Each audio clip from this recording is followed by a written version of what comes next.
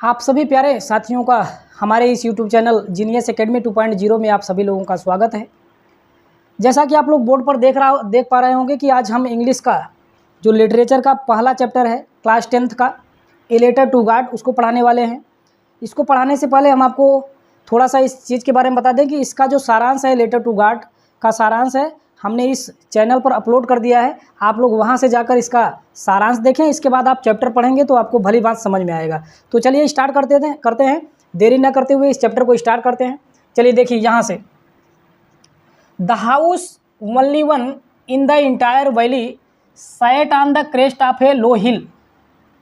The house मतलब घर, only one मतलब केवल एक, इंटायर वैली मतलब संपूर्ण घाटी में, सैट ऑन मतलब स्थित था, द क्रेस्ट ऑफ लो हिल, लो हिल मतलब होता है निचली पहाड़ी के, क्रेस्ट मतलब शीर्ष पर। पूरे लाइन का अर्थ देखिए, निचली पहाड़ी के शीर्ष पर, इंटायर वैली मतलब संपूर्ण घाटी, संपूर्ण घाटी के निचली पहाड़ी के शीर्ष पर केवल एक घर क्या था, स्थित था। फ्रॉम दिस हाइट, फ्रॉम मतलब से, दिस हाइट मतलब इसकी ऊंचाई से, यानी इस घर की ऊंचाई से, वन कुड सी एक व्यक्ति देख सकता था, द रिवर मतलब नदी को, एंड फील्ड और खेत को, ऑफ राइप कॉर्न पके हुए अनाज के खेतों को, डाटेड विथ फ्लावर जो फूल से लदे हुए थे। कोई भी व्यक्ति इस ऊंचाई से नदी को, पके हुए अनाज के खेतों को जो फूल से लदे हुए थे, दैट ऑलवेज प्रोमिस्ड जो हमेशा, ऑलवेज मतलब हमेशा, प्रोमिस्ड मतलब वादा करते थे, गुड हार्वेस्ट, गुड हार्वेस्ट मतलब एक अच्छी फसल देने का, जो हमेशा एक अच्छी फसल देने का वादा करते थे। द ओनली थिंग केवल एक ही चीज़ की, द अर्थ नीडेड, नीडेड मतलब ज़रूरत थी, अर्थ मतलब पृथ्वी को या धरती को, धरती को सिर्फ एक ही चीज़ की ज़रूरत थी, वाज अ डाउन पावर या तो मूसलाधार बारिश की, आर अथवा एटलीस्ट मतलब कम से कम, असावर मतलब एक बौछार की। धरती को ओनली थिंग केवल एक ही चीज़ की ज़रूरत थी, या तो मूसलाधार बारिश की, अथवा एटलीस्ट अ शावर या तो थोड़े से बौछार की या कम से कम बौछार की। थ्रो आउट पूरे, द मॉर्निंग मतलब सुबह, संपूर्ण सुबह या पूरे सुबह, लेंचो मतलब वह किसान जिसका नाम है लेंचो, हु न्यू जो जानता था, हिज फील्ड मतलब अपने खेतों के बारे में, इंटीमेटली मतलब अच्छी तरीके से। पूरे सुबह लेंचो जो अपने खेतों के बारे में अच्छी तरीके से जानता था, हैड डन नथिंग कुछ भी नहीं किया, इल्स सिवाय, बट सी मतलब वो देखता रहा, स्काई टुवार्ड्स आसमान की ओर, टुवार्ड्स मतलब की ओर, नॉर्थ ईस्ट मतलब उत्तर पूर्व या पूर्वोत्तर कह सकते हैं। लेंचो पूरे सुबह जो अपने खेतों के बारे में अच्छे से जानता था, हैड डन नथिंग कुछ भी नहीं किया, इल्स बट सिवाय, उत्तर पूर्व में आकाश की तरफ देखने के अलावा, यानी लेंचो उस दिन सुबह से ही उत्तर पूर्व की दिशा में देख रहा था कि क्या कोई बादल आए, बादल से देखने से पता चलता है कि शायद बारिश होने वाला है। इसी के चक्कर में वह लेंचो उत्तर पूर्व की दिशा में देखता रहा सुबह में। अगले लाइन को देखते हैं, नाउ वी आर रियली मतलब वास्तव में, गोइंग टू गेट प्राप्त करने जा रहे हैं, सम वाटर मतलब कुछ पानी, ओमेन मतलब वह अपने पत्नी से कहता है कि अब हम लोग, we are really going to get अब हम लोग प्राप्त करने जा रहे हैं, सम वाटर मतलब कुछ पानी, और वह अपने पत्नी से कहता है, द ओमेन मतलब पत्नी या वह महिला, हु वाज प्रिपेयरिंग जो बना रही थी, सपर मतलब शाम का भोजन या फिर रात्रि का भोजन, वह महिला हु वाज प्रिपेयरिंग जो बना रही थी, सपर मतलब शाम का भोजन, रिप्लाइड मतलब उत्तर देती है, यस जी हाँ, गॉड विलिंग, गॉड विलिंग का मतलब होता है जैसी ईश्वर की मर्जी, वह अपने पति से कहती है कि जैसी ईश्वर की मर्जी। द ओल्डर बॉयज़ मतलब बड़े बच्चे, वेयर वर्किंग काम कर रहे थे, इन द फील्ड मतलब खेतों में, बड़े बच्चे खेतों में काम कर रहे थे, व्हाइल मतलब जबकि, स्मॉलर मतलब छोटे बच्चे, वंस वेयर प्लेइंग वे लोग खेल रहे थे, नियर मतलब पास में, हाउस मतलब घर के, जबकि छोटे बच्चे घर के पास में ही खेल रहे थे, अनटिल मतलब तभी, द ओमैन मतलब महिला, कॉल्ड मतलब बुलाई, देम टू देम ऑल मतलब उन सभी लोगों को। बड़े बच्चे खेत में काम कर रहे थे, जबकि the smaller ones were playing near the house, जबकि छोटे बच्चे घर के पास में ही खेल रहे थे। अनटिल तभी द वुमन कॉल्ड, वह महिला बुलाती है, टू देम ऑल, उन सभी लोगों को, कम फॉर डिनर, आओ रात्रि का भोजन कर लो। वह महिला अपने बच्चों को बुलाती है कि आइए सभी लोग आकर रात्रि का भोजन कर लो। It was during the meal, it was during the meal, meal मतलब भोजन, ड्यूरिंग मतलब दौरान, भोजन के दौरान, दैट जस्ट एज लेंचो, जैसा कि लेंचो ने, जस्ट एज मतलब जैसा कि लेंचो ने हैड प्रिडिक्टेड, प्रिडिक्टेड मतलब भविष्यवाणी किया था। भविष्यवाणी कैसे किया था? वो बादलों को उत्तर पूर्व की दिशा में देख रहा था, तभी वो आके अपने पत्नी से कहता कि अब हम लोगों को कुछ पानी प्राप्त होने वाला है। इसीलिए यहाँ कहा जा रहा है कि जस्ट एज, जैसा कि लेंचो हैड प्रिडिक्टेड, लेंचो ने क्या किया था? भविष्यवाणी किया था। Big drops of rain, rain मतलब वर्षा, ड्रॉप मतलब बूंदे, बिग मतलब बड़ी बड़ी, वर्षा की बड़ी बड़ी बूंदें बिगेन टू गिर, प्रारंभ हो गई, बिगेन मतलब प्रारंभ होना, टू फॉल मतलब गिरना, तभी वर्षा की बड़ी बड़ी बूंदें गिरना प्रारंभ हो जाती हैं। In the north east, north east मतलब पूर्वोत्तर की दिशा में, ह्यूज माउंटेन, माउंटेन्स मतलब पर्वत, ह्यूज मतलब विशालकाय, आप क्लाउड्स मतलब बादल, बादलों के समान विशालकाय, पर्वतों के समान, ह्यूज माउंटेन पर्वतों के समान विशालकाय बादल, कुड बी सीन मतलब दिखाई देते हैं, अप्रोचिंग मतलब आते हुए, तभी उत्तर पूर्व की दिशा में विशालकाय पर्वतों के समान बादल, कुड बी सीन अप्रोचिंग आते हुए दिखाई देते हैं। द एयर मतलब हवा, वाज फ्रेश, फ्रेश मतलब ताज़ी थी, एंड स्वीट मतलब मधुर थी, हवा उस समय एकदम ताज़ी और मधुर थी। द मैन आदमी वेंट आउट मतलब बाहर गया, फॉर नो अदर रीजन, किसी दूसरे कारण से नहीं, रीजन मतलब होता है कारण, किसी दूसरे कारण से आदमी बाहर नहीं गया, देन टू हैव, बल्कि टू हैव प्लेजर मतलब आनंद होता है, आनंद लेने के लिए गया। फॉलिंग मतलब गिरते हुए, रेन मतलब वर्षा का, जबकि वह व्यक्ति वर्षा का, गिरते हुए वर्षा का आनंद लेने के लिए क्या करता है? वह बाहर गया। ऑन हिज बॉडी मतलब अपने शरीर पर, वह व्यक्ति अपने शरीर पर गिरते हुए वर्षा का आनंद लेने के लिए गया। व्हेन मतलब जब, एंड मतलब और व्हेन जब, ही रिटर्न वह वापस आया, वो रिटर्न मतलब वापस आना। एक्सक्लेम्ड मतलब बताया, जब वह वापस आया तो बताया कि दीज आर नॉट, दीज मतलब ए आर नॉट नहीं है, रेन ड्रॉप मतलब वर्षा की बूंदे, फॉलिंग मतलब जो गिर रही हैं, फ्रॉम स्काई मतलब आकाश से, उसने यह बताया कि these are not rain drop, ये वर्षा की बूंदें जो आसमान से गिर रही हैं वे सब रेन ड्रॉप नहीं है, वर्षा की बूंदें नहीं है। क्या है भैया? दीज आर न्यू कॉइन्स, ये सब नए नए सिक्के हैं। कॉइन्स, न्यू कॉइन्स मतलब नए सिक्के। उसने कहा वर्षा जो आकाश से गिर रहा है वह वर्षा की बूंदें नहीं है, दे आर न्यू कॉइन्स, ये सब क्या है? वर्षा की, they are new coins, new coins मतलब नए नए सिक्के हैं, ये सब क्या है? दे आर न्यू कॉइन्स, ये सब नए नए सिक्के हैं। आगे वह बताता है द बिग ड्रॉप्स, बड़ी बूंदें, आर 10 सेंट पीसेस, जो बड़ी बूंदें हैं 10 सेंट मतलब 10 के सिक्के के टुकड़े हैं, जो बड़ी बूंदें हैं वो 10 सेंट के टुकड़े हैं। एंड लिटिल वंस, और जो छोटी बूंदें हैं, आर 5, वे 10 सेंट के, 5 सेंट के, माफ़ कीजिएगा, द लिटिल वंस जो छोटी बूंदें हैं 5 सेंट, वे 5 के सिक्के के टुकड़े हैं। यानी बड़ी बूंदें की तुलना उन्होंने किससे किया? 10 के सिक्कों से किया, और जो छोटी बूंदें थी उसकी तुलना उसने 5 के सिक्कों से किया। विथ ए सेटिस्फाइड, सेटिस्फाइड मतलब संतुष्टि, एक्सप्रेशन मतलब भाव, संतुष्टि के भाव से, रिगार्डेड मतलब देखा, the field of ripe corn, पके हुए अनाज के खेतों को, विथ इट्स फ्लावर जिसमें फूल लगे हुए थे। With A satisfied expression he regarded, उसने संतुष्टि के भाव से फूल से लदे हुए पके अनाज के खेतों की तरफ देखा। ड्रैप्ड जो ढक गए थे, इन एक कर्टन मतलब पर्दे से, आफरेन मतलब वर्षा के, जो वर्षा के पर्दे से ढक गए थे। बट लेकिन अचानक, सडनली मतलब अचानक, स्ट्रांग मतलब तेज, विंड मतलब हवा, लेकिन अचानक तेज हवा, बिगेन मतलब प्रारंभ हो जाती है, टू ब्लो मतलब बहना, लेकिन अचानक एक तेज हवा बहना प्रारंभ हो जाती है। एंड एलॉन्ग विथ, इसके साथ साथ, एलॉन्ग विथ मतलब इसके साथ साथ, द रेन वर्षा, वेरी लार्ज हेलस्टोन, वर्षा के साथ साथ वेरी लार्ज हेलस्टोन, हेलस्टोन मतलब होता है ओले, एलॉन्ग विद द रेन, वर्षा के साथ साथ, वेरी लार्ज हिलस्टोन, बड़े बड़े ओले, बिगेन मतलब प्रारंभ हो गए, टू फॉल मतलब गिरना।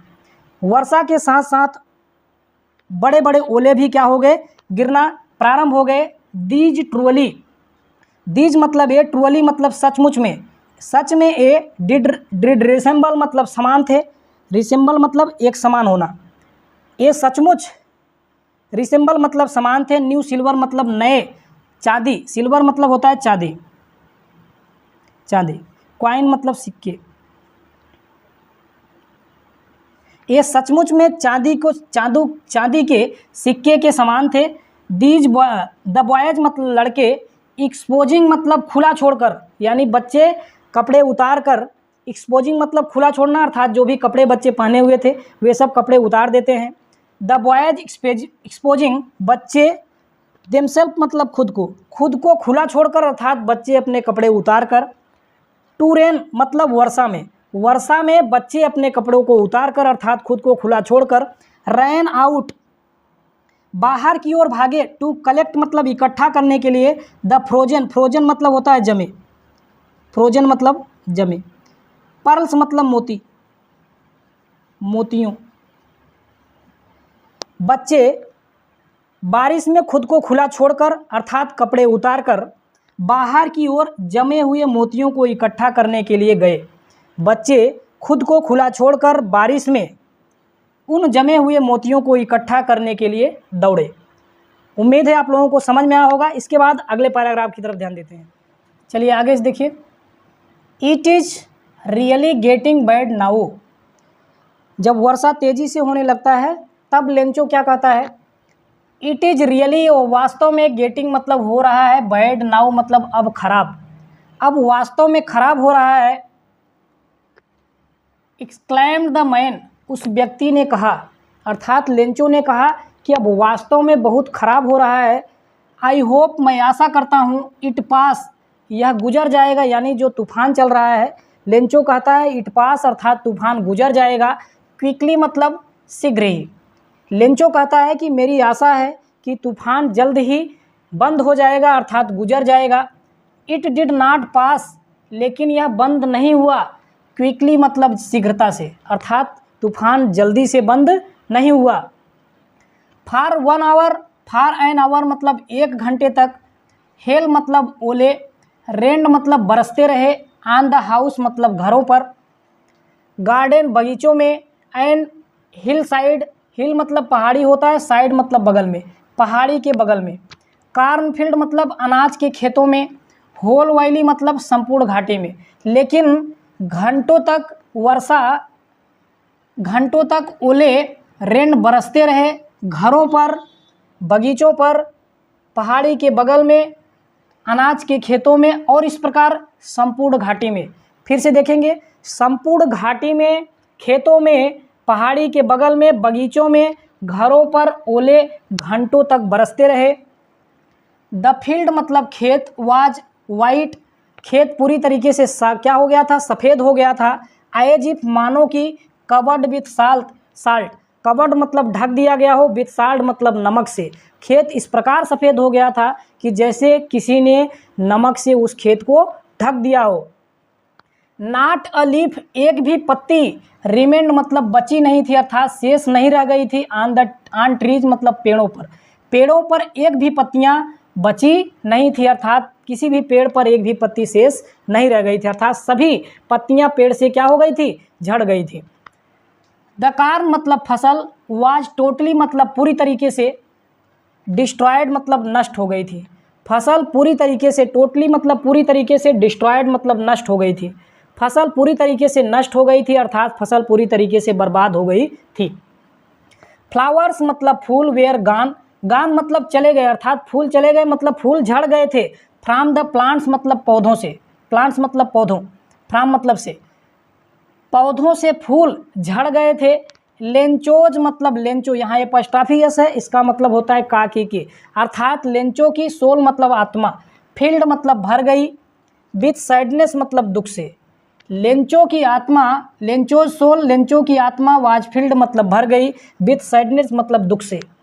व्हेन मतलब जब, द स्टार मतलब तूफान, हैड पास्ड मतलब बंद हो गया अर्थात तूफान गुजर गया। जब तूफान गुजर गया, ही स्टूड वह खड़ा हो गया। ही यहाँ किसके लिए यूज हुआ है? ही स्टैंड फॉर लेंचो। ही यहाँ लिखेंगे stand for, he stand for Lencho. यहाँ ही शब्द किसके लिए यूज हुआ है? आप लोग याद रखेंगे, डायरेक्ट परीक्षा में पूछा जाता है कि ही शब्द किसके लिए यूज हुआ है, तो यहाँ आप लिखेंगे लेंचो के लिए यूज हुआ है। ही स्टूड वह खड़ा हो गया।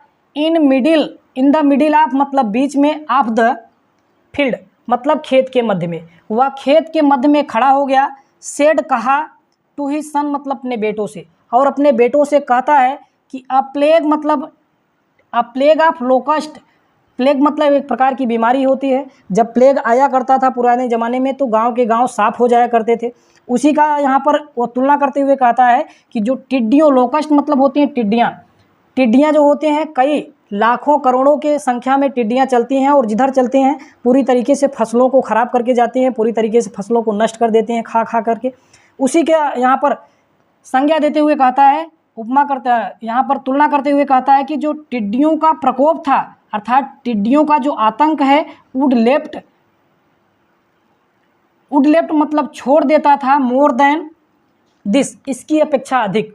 यहाँ कहने का मतलब है जो टिड्डियाँ आती थी वो कुछ फसलों को खाती थी, इसके बाद वे लोग दूसरे खेतों में चले जाया करते थे, दूसरी ओर चले जाते थे, तो कुछ फसलें खेत में बची रह जाती थी। लेकिन वर्षा ने कुछ भी नहीं छोड़ा। उसके कहने का मतलब है टिड्डियों का प्रकोप या टिड्डियों का आतंक इससे अधिक छोड़ दिया करता था।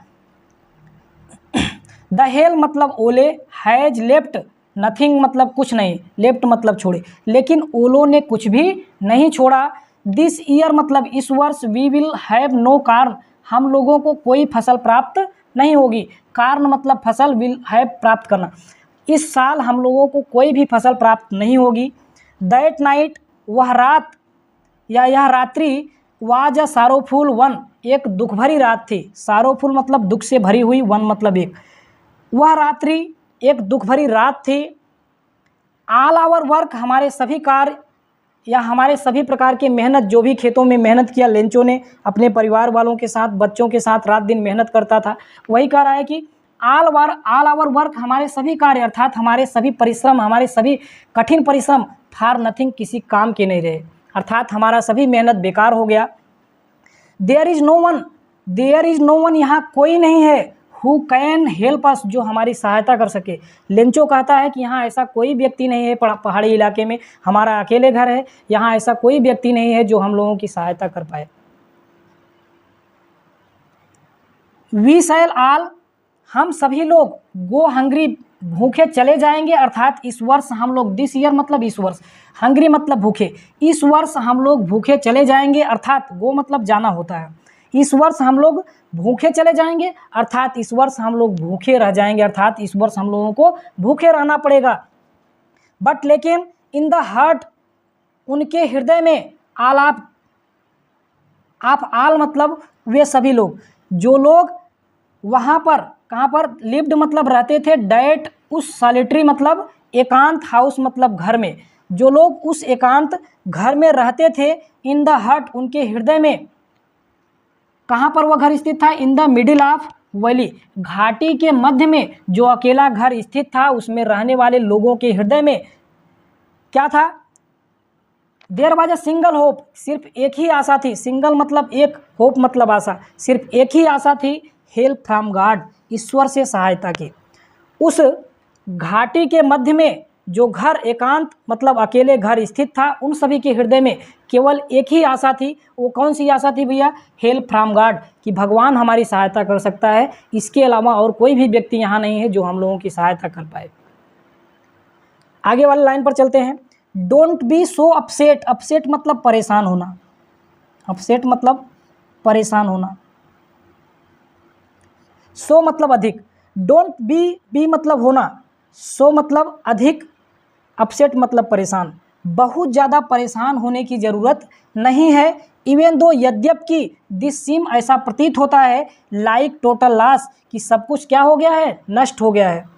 भले ही यद्यप ऐसा प्रतीत होता है कि सभी फसल पूरी तरीके से क्या हो गया है? सब कुछ बर्बाद हो गया है, सब कुछ नष्ट हो गया है, लेकिन रिमेंबर याद रखो, नो वन कोई भी व्यक्ति dies of hunger, no one dies of hunger कोई भी व्यक्ति, डाइज मतलब मरता है, हंगर मतलब भूख से, लेकिन याद रखो कोई भी व्यक्ति भूख से नहीं मरता है, ऐसा उसकी पत्नी कहती है।